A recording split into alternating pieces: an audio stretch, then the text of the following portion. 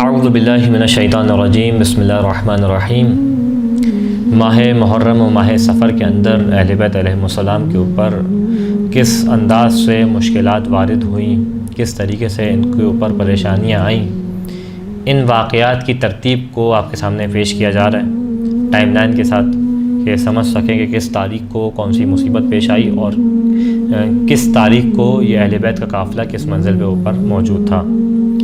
یہاں تک 20 ماہ محرم سے آخری ماہ محرم تک آپ کے سامنے پیش کیا کہ اہل بیت علیہ السلام کس کرب و مشکل کی کیفیت میں تھے، اور اس بات کو پیش کیا کہ اس طریقے سے کربلا کوفہ سے شام کی جانب ان کا کاروان رواں تھا۔ آج ارادہ کیا کہ پہلی ماہ سفر سے لے کے آخر 10 ماہ سفر تک کیا کیا مشکلات اہل بیت علیہ السلام کے اوپر پیش آئیں ان کو آپ کے سامنے پیش کریں۔ پہلی سفر کو جو پریشانی دکھائی دیتی ہے، مشکل دکھائی دیتی ہے، وہ یہ کہ اہل بیت علیہ السلام کا قافلہ اس شہر کے اندر داخل ہوا کہ جس کی مشکل کو، جس کی پریشانی کو میرا مولا اپنی عمر کے آخری حصے تک گریہ کرتا رہا، کہ ہر مرحلے پہ جب بھی اپنے بابا کو یاد کرتے، کربلا کو یاد کرتے، تو زبان پہ ایک لفظ ہوتا، الشام الشام الشام۔ شام کے اندر اس کاروان کو داخل کیا گیا، اور کس کیفیت میں داخل کیا گیا کہ تاریخ بیان کرتی ہے کہ یزید نے حکم دیا کہ ابھی کاروان کو باہر روکا جائے، کہ اپنے تخت کو سجوایا، اپنے دربار کو سجوایا، پھر شہر کو سجوایا، اور شہر کے اندر مکمل آرائش کا کام ہوتا تھا، ایسے کہ جیسے اس شہر میں کوئی بہت بڑی عید آئی ہو، کوئی بہت بڑا خوشی کا موقع ہو۔ شیشوں کا کام ہوتا تھا، خوبصورت قسم کے کپڑے جو ہے وہ پورے شہر کی گلی کوچوں میں ٹانگے جاتے تھے، یہاں تک اس لعین نے، یزید نے حکم دیا کہ لوگ جو ہے وہ نئے لباس پہنیں، اور یہاں تک حکم دیا کہ جو شہر سجایا جا رہا ہے، ایک حصہ ہے جو حکومت داخل کرے گی، ایک حصہ ہے جو لوگوں کی کمائی سے لیا جائے اس شہر کو سجانے کے اندر، تاکہ شہر کو بھرپور طریقے سے سجایا جا سکے، دروازوں کو سجایا جا سکے، اس کے کوچاؤ بازار کو سجایا جا سکے، اور تماشائیوں کو بلایا جائے، تاکہ ایک تماشے کی کیفیت پیدا ہو سکے کہ جب یہ کاروان داخل ہو تو ایسا محسوس ہو کہ ایک جانب اہل بیت کے اسیر ہیں، گھر والے ہیں، اور ایک جانب تماشائی ہیں جو اس خاندان کی عورتوں کا تماشا بناتے ہیں، نعوذ باللہ من ذالک۔ یہاں تک جب کاروان کو شہر کے اندر داخل کیے جانے لگا تو مقتل بیان کرتا ہے کہ ام کلثوم بنت علی علیہ السلام، آپ نے شمر سے کہا کہ اگر ہو سکے تو ایک ایسے دروازے سے داخل کرنا کہ جس میں لوگوں کا نسبتاً ہجوم کم ہو، تاکہ داخل ہونے میں شاید کچھ جو ہے وہ پردے کا حفاظت ہو سکے۔ لیکن تاریخ بیان کرتی ہے اس لعین نے یہ بات سننے کے بعد باب ساعہ سے داخل کیا، یعنی شام کا وہ دروازہ کہ جہاں پہ سب سے زیادہ لوگوں کا ہجوم تھا، سب سے زیادہ لوگ موجود تھے، اس دروازے سے داخل کیا۔ پھر مزید اس لعین نے کیا ظلم کیا کہ جیسے ہی شام کے اندر داخل کیا، داخل کرتے ہی فوراً حکم جاری کیا کہ سروں کو بیبیوں کے، سواریوں کے قریب کر دیا جائے۔ کس خاطر قریب کیا جائے؟ اس خاطر کہ سر نیزے پہ بلند ہوں گے، لوگوں کی نگاہ جیسے ہی کاروان داخل ہوگا سب سے پہلے سروں پہ پڑے گی، تو جیسے ہی نگاہ سروں پہ پڑے، سروں کے ساتھ فوراً جو ہے وہ نگاہ اہل بیت علیہ السلام کی بے پردہ عورتوں کے اوپر پڑے، نبی زادیوں کے اوپر پڑے کہ جن کے سروں پہ مکنا و چادر نہیں ہے۔ اس انداز سے شام میں داخل کرنا ہے ان کو۔ تاریخ بیان کرتی ہے کہ صحابی رسول سہل ساعدی کچھ کام سے شام سے باہر گئے، اور انہی ایام میں شام کے اندر داخل ہوئے پہلی سفر کو۔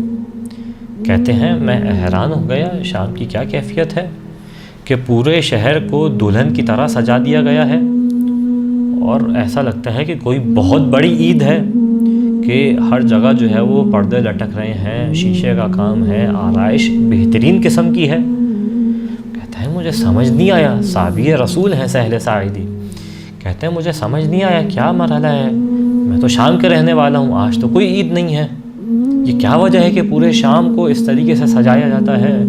تماشے والے موجود ہیں، لوگ تماشا دیکھنے کے لیے موجود ہیں، لوگوں نے نئے کپڑے پہنے ہوئے ہیں۔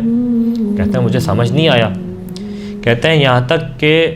ایک شخص سے میں نے پوچھا کہ یہ بتاؤ اے شیخ کیا وجہ ہے کہ اس طریقے سے شہر کو سجایا جاتا ہے؟ کہا جواب یہ لگتا ہے تم اس شہر میں نئے ہو۔ کہا میں نیا نہیں، خدا کی قسم میں صحابی رسول سہل سعیدی ہوں جو ایک سفر کے لیے شہر سے گیا تھا، اب میں واپس آیا ہوں اس شہر میں۔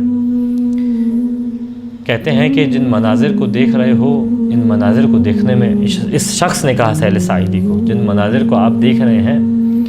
ان مناظر کو دیکھنے کی حیرانگی نہیں ہے، حیرانگی تو یہ ہے کہ آسمان سے خون کیوں نہیں نازل ہوتا، خون کی بارش آسمان سے کیوں نہیں ہوتی، زمین کیوں نہیں پھٹ جاتی، اور جو کچھ زمین کے اوپر موجود ہے اس کو اپنے اندر کیوں نہیں لے لیتی۔ حیرانگی کی بات تو یہ ہے۔ کہتے ہیں یہ جو کاروان تم دیکھ رہے ہو کہ آج یہ اس بات کی خوشی مناتے ہیں کہ حسین ابن علی علیہ السلام کو عراق میں ان کے سر کو بطور ہدیہ پیش کیا جاتا ہے۔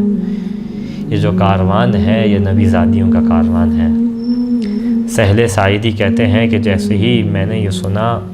تو ایک دفعہ جو ایسے پیروں تلے زمین نکل جائے ایسی کیفیت تھی میرے اوپر کہ مجھے سمجھ نہیں آتا تھا میں کیا کروں، کس طریقے سے جو ہے وہ اس منظر کو دیکھوں کہ کہاں حسین جو کہ نبی کے نواسے ہیں، جن کے بوسے اللہ کے رسول لیا کرتے تھے، کہاں حسین ابن علی، اور کہاں یہ اس طریقے سے شام کے اندر ان کے سر کے داخلے کے اوپر خوشی منائی جاتی ہے، کہاں وہ حسین اور کہاں یہ شام، اور کہاں نبی زادیاں اور کہاں یہ شرابیوں کا دربار۔ یہاں تک یہ کہتے ہیں کہ میں سواری کے قریب گیا، ایک بی بی سوار تھیں، میں نے ان سے کہا کہ اے بی بی مجھے حکم کرے، میں آپ کے نانا کا صحابی ہوں، مجھے حکم کرے میں آپ کے لیے کیا کر سکتا ہوں۔ کہتی ہیں کہ اگر ہو سکے تو دیکھو انہوں نے سروں کو ہماری سواریوں کے بڑے قریب کیا ہے، گویا کہنا چاہتی ہیں جب بھی نگاہ پڑتی ہے سر کے اوپر تو ہمارے بے مقنا و چادر سر کے اوپر بھی نگاہ جاتی ہے۔ اگر ہو سکے تو ان سے گزارش کرو کہ ان سروں کو، شہداء کے سروں کو ہم سے دور کر لیں۔ کہتے ہیں کہ میں لشکر والے کے پاس گیا جس نے سروں کو اٹھایا ہوا تھا، اس کو میں نے اپنی جانب سے درہم و دینار دیے اور دینے کے بعد اس سے گزارش کی کہ ایک کام ہے اگر میرا کر سکو اور یہ درہم و دینار تم رکھو۔ کہے کیا کام ہے؟ کہا کہ ان سروں کو سواریوں سے، بیویوں کی کچھ فاصلہ پیدا کر سکو۔ تو اس نے جو ہے وہ سروں کو تھوڑا سا دور کیا۔ اس عالم میں یہ کاروان جو ہے وہ شام کے اندر ہے کہ وہ روایت انتہائی معروف کہ شام کے اندر جو ہے وہ 7 مشکلات ہیں جو اہل بیت علیہ السلام نے دیکھی، جو امام سجاد نے بیان کی، جن میں مختصر ترین مشکل یہ کہ جب داخل کیا گیا تو لوگ چھتوں سے منظر کو دیکھتے تھے۔ ہمارے امام بیان کرتے ہیں سروں ہمارے ہاتھوں کو ہماری پشت سے باندھا ہوا تھا کہ جب شام کے اندر داخل کیا گیا، امام بیان کرتے ہیں کہ اوپر سے لوگ کبھی کوئی گرم پانی پھینکتا تھا، کوئی پتھر مارتا تھا، یہاں تک امام بیان کرتے ہیں میرے سر پہ عمامہ تھا، اوپر سے ایک آنکھ آئی، میرے ہاتھ بندھے ہوئے تھے، عمامہ جلنے لگا، میں آنکھ بجھا نہ سکا اور عمامے کی آنکھ جو ہے وہ میرے سر تک سرایت کر گئی۔ امام سجاد یہ مشکل بیان کرتے ہیں۔ یہاں تک بیان کرتے ہیں کہ ان لعینوں نے نبی زادیوں کو بردہ فروشوں کے بازار میں لے کے آئے، وہ بازار کے جہاں روم کے غلام بکا کرتے تھے، اس بازاروں میں نبی زادیوں کو لے کے آئے اور بیچنا چاہتے تھے ہم کو۔ اس کے بعد کہتے ہیں خدا نے معاوضہ کیا کہ یہ اپنے مقصد میں کامیاب نہ ہو سکے۔ یہاں تک پہلی ماہ سفر کے اندر ان کو شام کے اندر داخل کیا گیا، یہ تمام مشکلات شام کی جو کہ انتہائی مختصر طریقے سے آپ کے سامنے پیش کرنے کی کوشش کی۔ دوسری سفر کو وہ دن تھا کہ جس دن اس کاروان کو دربار یزید کے اندر داخل کیا گیا، یہ ایک الگ مشکل تھی اور یہ ایک الگ مشکل کا مرحلہ تھا کہ جب دربار یزید کے اندر داخل کیا گیا کہ بیبیاں دربار کے اندر موجود تھیں، شرابیوں کا دربار تھا، یزید نے دعوت عام دی تھی، خود شراب کے نشے میں تھا، دعوت عام تھی لوگوں کو، بے مقنع و چادر نبی زادیاں دربار شام میں تھیں، یہاں تک کہ سر امام حسین کو بے حرمتی کے ساتھ تشت میں ایک شرابی کے سامنے پیش کیا۔ یزید شراب کے نشے میں تھا۔ مزید ظلم یہ کہ شہزادی اور علی کی بیٹی منظر دیکھ رہی تھی کہ یزید کے ہاتھ میں چھڑی تھی اور دندان مبارک امام حسین سے یہ کھیل رہا تھا۔ اس منظر کو بی بی دیکھ رہی تھی۔ تاریخ کا جملہ ہے کہ جیسی بی بی نے یہ منظر دیکھا برداشت نہ ہوا، ایک دفعہ دروازے سے اپنی پیشانی کو زور سے مارا اور امام حسین کو یاد کرتی جاتی ہیں، گریہ کرتی جاتی ہیں، یہاں تک پیشانی سے خون جاری ہوا۔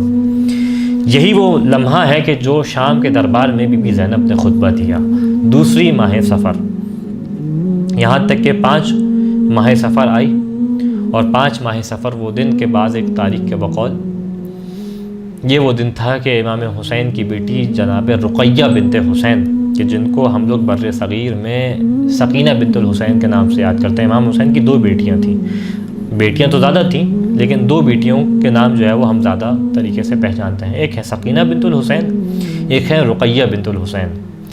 سن کے اعتبار سے سکینہ بنت الحسین جو ہے وہ بڑی تھیں،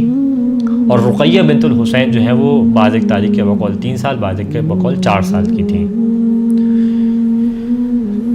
5 ماہ سفر کو بی بی رقیہ بنت الحسین، جن کے مصائب ہم لوگ سنتے ہیں، پڑھتے ہیں، اور جن کو سکینہ بنت الحسین کے نام سے یاد کرتے ہیں، ان کی جو ہے وہ شہادت واقع ہوئی زندان شام کے اندر، کیونکہ اس کے بعد یہ کاروان زندان شام کے اندر ہے۔ اچھا، یہاں پہ بھی ایک بات واضح ہوتی رہے کہ شام کے اندر کسی زندان کے اندر نہیں ڈالا، اس کاروان کو زندان کے اندر نہیں رکھا، بلکہ زندان سے بھی پست ایک شے جو اسے خرابہ کہا جاتا تھا، خربۃ الشام، جو روایات نے اس کو یاد کیا، تاریخ نے پیش کیا، یعنی ایک ایسا مقام کہ جہاں دیواریں بس گرنے کے اوپر تھیں، اوپر چھت نہیں تھی، یعنی زندان بھی اس سے بہتر ہوا کرتا ہے۔ ایسے مقام پہ اس کاروان کو ٹھہرایا گیا کہ صبح ہوتی تھی تو دھوپ کی تپش ہوتی تھی جس سے بچوں کے چہرے جھلس جایا کرتے تھے، رات ہوتی تھی تو شدید سردی ہوتی تھی کہ یہ اہل بیت کے بچے، رسول زادیاں اور ان کے بچے ٹھنڈ سے ٹھٹر رہے ہوتے تھے۔ اس مقام پہ اس کو رکھا گیا، اور کوشش یہ تھی اس مقام پہ رکھنے کی، تاریخ بیان کرتی ہے وجہ یہ تھی کہ کسی طریقے سے کوئی ایسا حادثہ ہو کہ دیوار گر جائے اور جو ہے وہ نبی زادیوں کی اس دیوار گرنے کی وجہ سے جو ہے وہ شہادت واقع ہو جائے، لیکن خدا نے محفوظ رکھا۔ ہاں، باقی نبی زادیوں تو محفوظ رہیں، لیکن ایک بچی حسین کی جو 3 سال جناب رقیہ بنت الحسین اپنے باپ کو روتے روتے اس زندان میں گزر گئیں، مسلسل گریہ کرتی تھیں، مسلسل روتی تھیں، یہاں تک اس انداز سے روتی تھیں، اس طریقے سے گریہ کرتی تھیں کہ جب گریہ کرتی تھیں تو ظالم کے تماچے ہوتے تھے، کبھی تازیانے ہوتے تھے۔ اور یہ 5 ماہ سفر وہ دن تھا کہ جب اس شہزادی نے گریہ کیا تو اس لعین نے آپ کی مصیبت کو مزید بڑھانے کے لیے امام کے سر کو تشت میں رکھ کے آپ کے سامنے پیش کیا۔ جب سر کو پیش کیا گیا تو سر تشت کے اندر موجود تھا، محسوس ہوتا تھا جیسے کوئی کھانے کی چیز آئی ہو، لیکن بچی نے جب سر کے اوپر سے رومال کو ہٹایا تو کیا دیکھا؟ بابا کا سر ہے۔ تاریخ مقتل بیان کرتا ہے کہ اپنے ننھے ہاتھوں سے بابا کے گلے کے خون کو صاف کرنا شروع کیا، یہاں تک کہ اسی کرب کی کیفیت میں، گریے کی کیفیت میں، سختے کی کیفیت طاری ہوئی کہ اب بچی سے آواز نہیں بلند ہوتی تھی۔ جیسے ہی جسم کو ہلایا گیا تو دیکھا روح جسم سے پرواز کر چکی ہے، اور ایک گریے کی صف تھی جو 5 ماہ سفر کو خرابہ شام کے اندر بپا ہوئی۔ یہاں تک 7 ماہ سفر آتی ہے۔ 7 ماہ سفر کے اندر جو ایک اہل بیت علیہ السلام کی مصیبت کا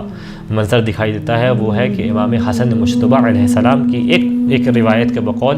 7 ماہ سفر کو شہادت کا دن ہے۔ ایک روایت ہے 28 سفر جس کو ہم مناتے ہیں، ایک روایت کے بقول 7 ماہ سفر ہے۔